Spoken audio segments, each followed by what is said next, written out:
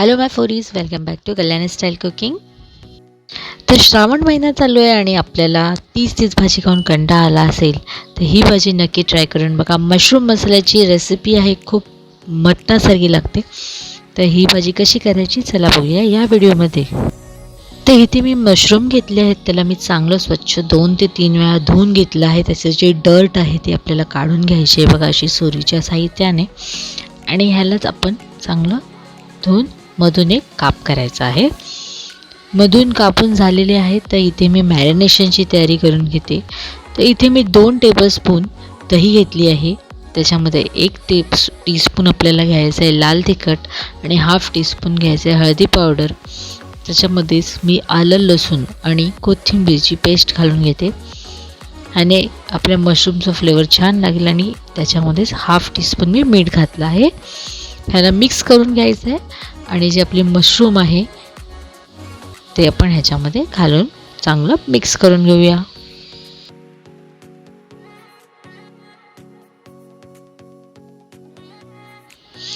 तर हे आपण ठेवून देऊया साईडला.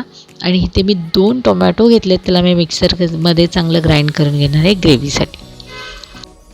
तर ही भाजी मी कुकरमध्ये करणार आहे. तर कुकरमध्ये मी घेतलं आहे इथे 2 ते 3 टेबलस्पून तेल.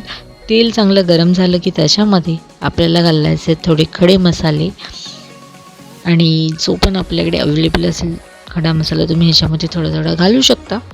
ह्याच्यामध्ये मी घातलं आहे 1 टीस्पून जिरं आणि 2 बारीक चिरलेले कांदे मी इथे घालून घेते आणि त्याला आपल्याला चांगलं फ्राय करायचं आहे. कांदा चांगला फ्राय झाला पाहिजे, तेव्हाच आपली ग्रेव्ही मस्त लागेल.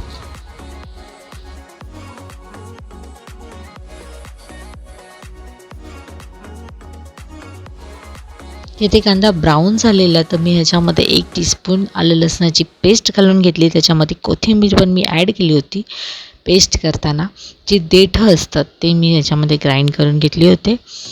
आता बघा कांदा आणि आपलं आलं लसणाची जी पेस्ट आहे ती चांगली फ्राय झाली आहे. आता त्याच्यामध्ये आपण घालायचे आहेत मसाले.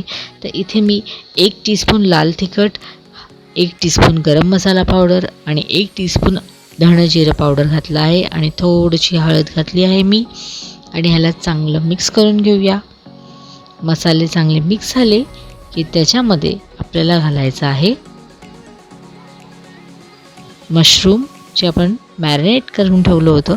आणि त्या मशरूमला आपल्याला ह्या मसाल्यामध्ये चांगलं थोडा फ्राय करून घ्यायचं आहे आणि हे उरलेलं मॅरिनेशन आपण नंतर घालूया.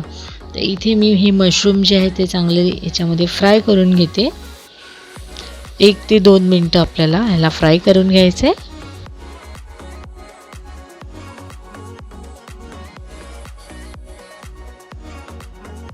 इथे मी याला 1 मिनटं वाफ दिली होती. हे बघा चांगलं तेल सुटलं आहे. याच्यामध्ये 2 टीस्पून आता आपल्याला घालायचं आहे मटन मसाला किंवा चिकन मसाला, जो पण तुमच्याकडे अवेलेबल असेल तुम्ही याच्यात घाला आणि ह्याला चांगलं मिक्स करा. हे बघा किती छान वाटतंय. आता आपण ह्याच्यामध्ये घालायचं आहे टोमॅटोची प्युरी जी आपण करून घेतली होती आणि त्याला पण चांगलं मिक्स द्यायचं आहे.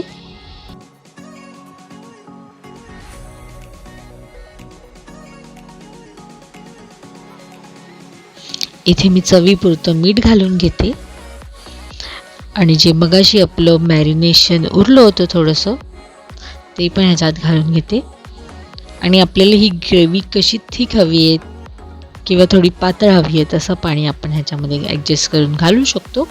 तर इथे मी हाफ कप पाणी, ते पण गरम पाणी आपल्याला ह्याच्यात ॲड करायचं आहे.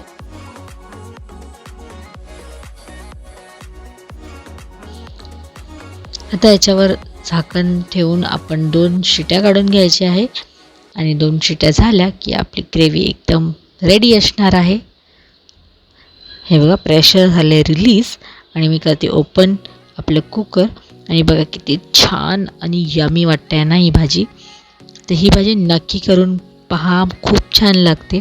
आणि मला कमेंट करून सांगायला विसरू नका की ही कशी झाली होती. तर ह्याच्यावर मी थोडीशी कसुरी मेथी ॲड करणार आहे आणि चिरलेली कोथिंबीर घालून ह्याला आपल्याला मस्तपैकी गार्निश करायचं आहे.